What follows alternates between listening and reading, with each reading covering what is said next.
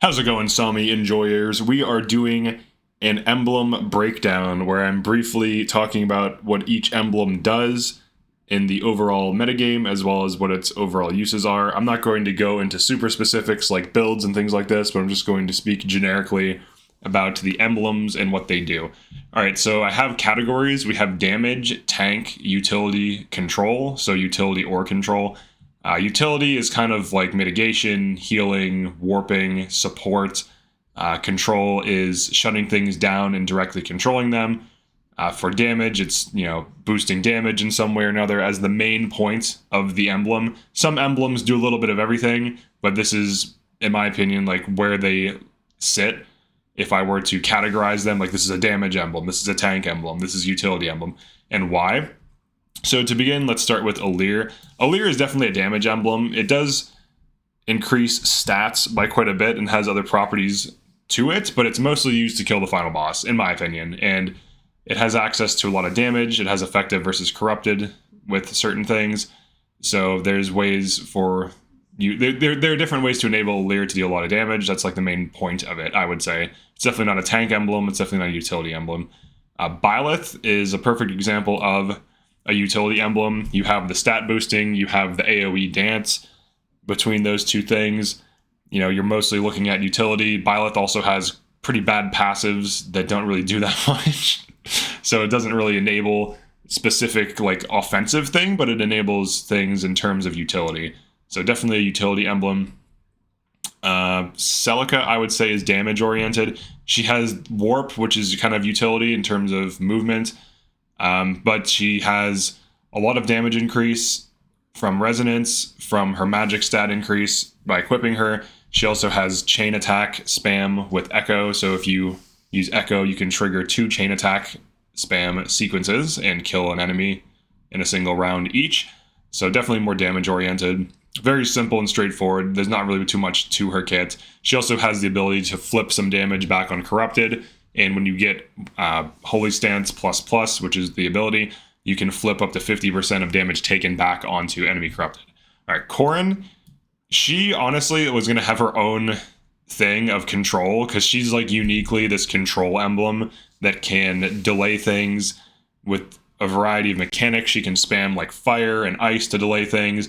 She can freeze enemies when engaged, and AoE freeze in a plus shape with basic attacks. She can freeze with torrential roar. She has a lot of control, but she's definitely more utility oriented. She tends to be good on mages or dragon types. Mages like sages have access to fire spam as well as getting a magic boost, and they can also do things like Thoron poking where they freeze groups of enemies with Thoron while damaging them.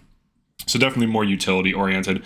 Edelgard, I would say, is just damage. There is some tanking, there is some utility, but Houses Unite is very damage oriented. Raging Storm, very damage oriented. All the combat arts are very damage oriented. The only thing that's really like tanking is the Shield Gambit, which allows you to tank the first hit of ranged attacks, which is very useful, but it's situational. But mostly it's for damage. Erica, I would say, is mostly for damage. You have Twin Strike, which is a damage oriented ability. You also have the armor penetration with Lunar Brace, as well as some tanking with Gentility. So there is a little bit of tanking, but it's definitely mostly damage. Ike, pure tanking. He also improves strength, which does increase damage a little bit, but he mostly halves damage while also giving higher defense. And when you are at 75% HP or lower, Resolve triggers, giving you +5 defense and res, on top of having damage, on top of increasing defense. He's one of the most defense-oriented emblems in the game and allows almost any unit to tank very well. Leaf is very similar. He has Adaptable, which allows him to change weapon types. He gives you access to the entire weapon triangle if you max out his bond. And he has Arm Shield, so he Adaptable changes weapons, and he will give you weapon advantage in most situations. And Arm Shield reduces damage taken while you have weapon advantage. So if an enemy attacks you, you can take -7 damage just from Adaptable being active. He also increases health and build, but he's mostly used for tanking. Lucina, I would say, is just a pure tank emblem. She has an attack, but her main use case is Bonded Shield enemy phase. And then she can kind of pop off with certain things with attacking, but generally the unit using this is going to be using Bonded Shield for extreme tanking. So these are like the tanks. Next we have Lyn. Lyn I would actually say is utility. She has a little bit of everything. You could argue she's damage, but she mostly increases speed, which does increase damage, but it lends itself to avoid tanking. She also has control in the form of the doubles, because enemies love to attack doubles, so she can crowd control with doubles, and she can also poke enemies at range. She can aggro bosses with Astra Storm. She can kill thieves from across the map. So I would say that's more in line with utility than damage, because she doesn't necessarily enable specific damage. She just does a little bit of everything. She does have some damage aspect to her. Tanking, not so much, but she's mostly utility and control, in my opinion. Marth, pure damage, all the extra hits from break defense and divine speed, as well as a strength increase from equipping him. Maybe just confirm that. Yeah, he increases strength, dex, and speed. So he does scale your base damage as well as increasing the amount of damage you deal from break defense and divine speed. So basically just a damage emblem. Micaiah, pure utility. The enabling of staff use on any unit type, utility. The AoE staff, the ranged healing. It's all just, utility oriented. So run it on a unit who isn't going to be fighting things. Roy, I would say, is a mixture. I would say he's more tank than damage, but he is high in damage. He gives you a lot of strength. He gives you up to +6 strength at bond level 19, which is pretty crazy. He also gives you +10 HP and +3 res. So he gives you, more durability in general and more durability in respect to magic.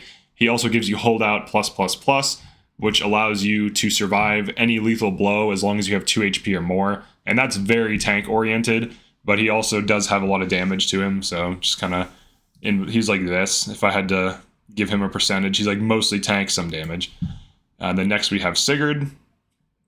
Sigurd, he's definitely not tank. He's definitely not damage. I'd say he's utility. I would say use Sigurd for free canter, movement +1, and in some cases for override. So the override is nice. He also has build fixing. So he can fix build of units. He gives up to +3 build at bond level 16 and above. He also gives +1 move when equipped. He increases dex and defense. So he kind of is a mixture of some tanking, a little bit of damage on the override, and mostly utility for build fixing, for the free canter, for the override, and for the momentum damage. So he's kind of a mixed bag, but mostly utility in my opinion. Next we have Tiki. Tiki, I would say, is a mixture of all of these. I would say she's mostly utility though, from Geosphere.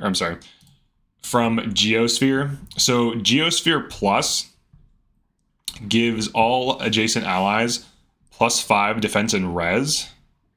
So at the start of player phase, if there are allies adjacent to unit, grants defense/res +5 to unit and those allies for 1 turn. So you basically can just sit next to dudes and just constantly boost their defenses. She also has other things, like she can heal herself if you just sit there. She can turn any utility unit into a damage unit. You can give things an extra health orb, which is pretty crazy. It's like a get out of jail free card. So I would say she's mostly utility, but she does have some tanking. She increases stats by a lot and can enable some degree of tanking. She also has some damage. Just by engaging, you will usually take any unit that has, bad stats for combat and enable them to deal some damage. So she's kind of a bit of everything. She's really good on utility units just to pop them, throw a res orb on a dude, like a resurrection orb, and then smack dudes and tank. So, but mostly utility, I would say. All right, next we have Hector. Hector is a tank. He has the quick riposte.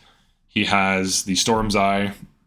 He's completely geared towards tanking. He can prevent a unit from getting doubled and double on counterattack, which is pretty huge.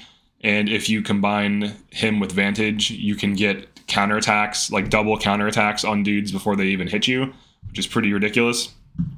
So he has some combos there.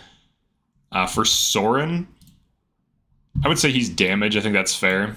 He has bolting, he has cataclysm, he has all these different things that kind of enable damage. He also increases magic, so he's definitely more damage oriented. For Camilla, she's kind of a mixed bag too.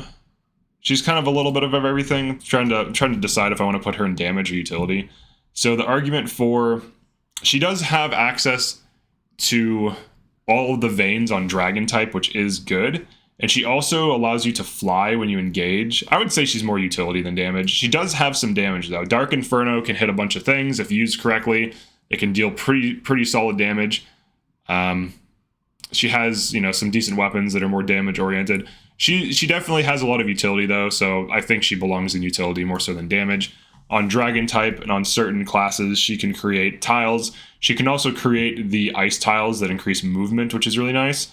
And apparently they stack with Canter. Someone was telling me that, which is crazy. So, getting extra movement on Canter is pretty stupid. Next we have Chrom.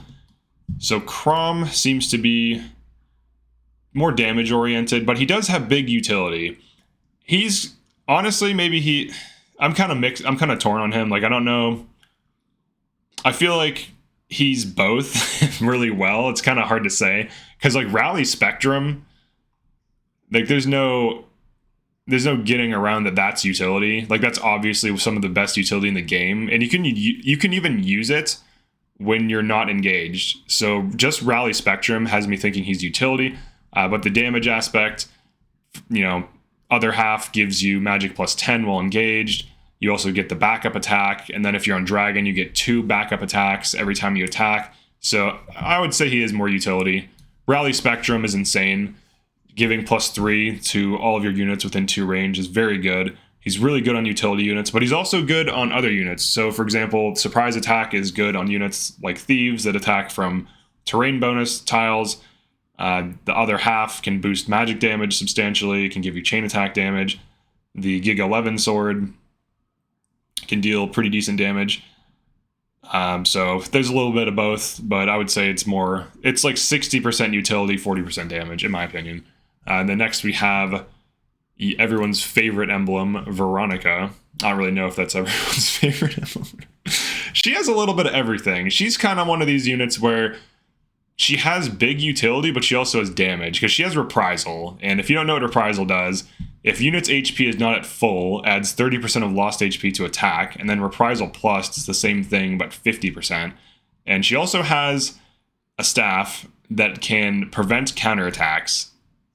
So, Hiloskajalf, staff wielded by Emblem Veronica. If user initiates combat, foe cannot counterattack. So you can just walk up to dudes with you can be at literally like 1 or 2 HP with like holdout plus, and just like whack a dude with her staff for like crazy damage and they can't counterattack and you have no risk of getting killed.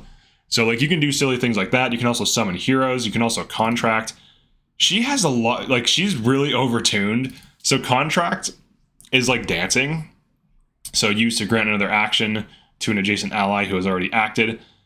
I don't think you can use this on your dancer though. I think I've tried that. I think it doesn't let you or something. But you can basically refresh a dude, and this is used in LTC runs and for beating maps and for combos. So she has huge utility, and she also has big damage. But I would say she's like, it's kind of like 60-40, where she's a little bit more utility. Like she can summon things, she can dance. That's utility, I think. And then, but she also has the damage aspect. So like 60% utility, 40% damage. So kind of like this, if this tank rank was utility. But here's where I think the emblems are. I think this is useful. Sami's in here. I think this is useful for figuring out what a unit needs and what a unit wants. Now I'll move the DLC ones in the back so that you can kind of more clearly tell. All right, so like if you're on base game, these are like your base. Here, let me move that back. These are like your base game damages, your base game tanks, your base game utility controls. And then these, your DLC utility controls, your DLC tank. There's just one. You have your DLC tank, and then your DLC damage units. So yeah, that's pretty much it for this little list here. I just wanted to organize them by role. I think that's useful. Let me zoom in on this. Let's see. Yeah, let's do this. Bam! Look at that. It's got a nice big. Let's make it huge. That's too big. All right. So here's the list. Definitely let me know if you agree or disagree. Now, obviously, some of these do more than just one thing. So the ones that are kind of mixed bag, I'm trying to generalize it by what they do best or what they do the most. But some of these you could argue like she could be a damage because of the speed enabling. She could be a damage because of the reprisal, which is like a huge damage build. She could be damaged because she makes the dude a dragon. You whack guys and so on. But yeah, thanks for checking this out. Definitely like and subscribe. And feel free to drop a comment if you agree or disagree with these and why. And I'll see you in the future.